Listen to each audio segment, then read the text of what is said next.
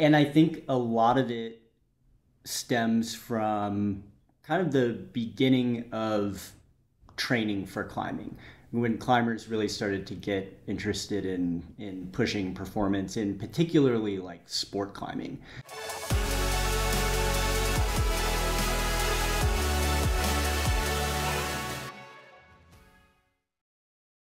Boards have a really interesting history.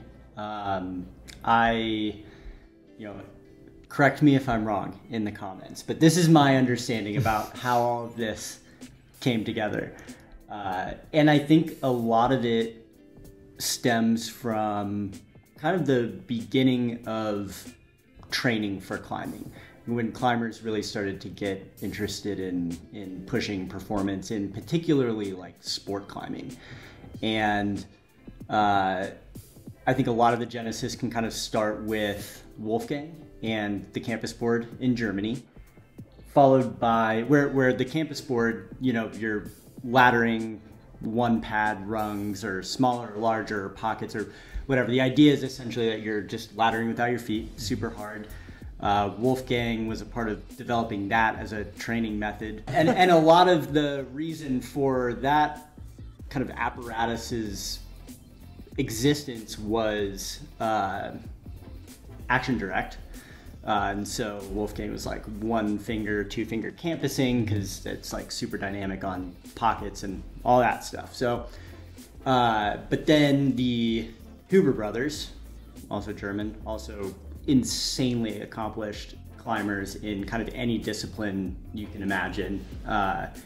And they sort of took inspiration from that and took it a step further and were like, well, climbing really isn't just ripping around with your upper body. There's this whole kind of tip to tip, toe to fingertip coordination and tension and power that needs to be developed. And so they came up with what I understand to be kind of the first quote unquote system boards. And what those essentially were is like, if you take a campus board one step further and make it just kind of a more like what we would consider a climbing wall, but really just effectively laddering a grip type up and down. There's all sorts of different workouts you can do on that type of a wall, whether you're targeting an energy system or a grip type or a type of movement or something like that.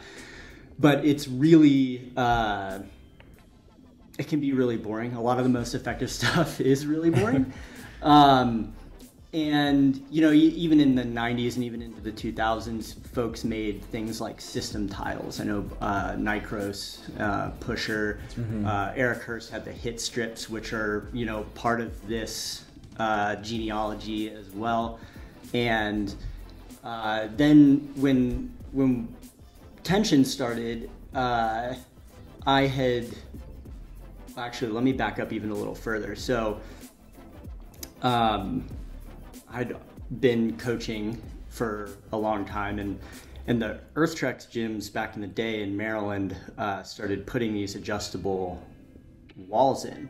I think pretty early adoption of that, and my guess is that Matt Bosley had and Jason Kale had something to do with kind of that happening, and so we had a wall on a Come Along in Chains in Rockville, and as kind of a setter and a coach there, I sort of had free reign on that wall to kind of make it what I wanted. And my main purpose for utilizing that wall was as a station for coaching the kids. And so like you have like a bunch of kids and 2 or 3 coaches, you've got to figure out how to manage that. And so one of my kind of solutions to that was to have multiple stations. And one of those stations, I really wanted somewhere to like really introduce a lot of basic grip types and movements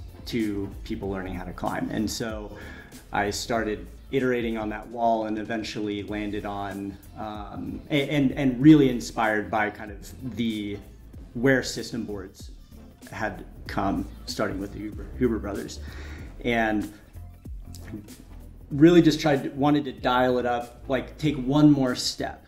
And so really basic grip types, but rather than just laddering for the most part, trying to introduce like one more notch on the dial for climbing movement.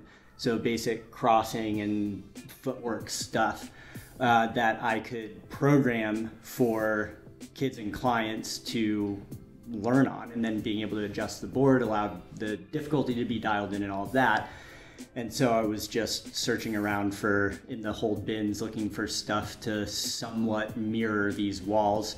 And late in high school, I started hand making wood holds to go along with it, inspired by kind of the cellar culture in England.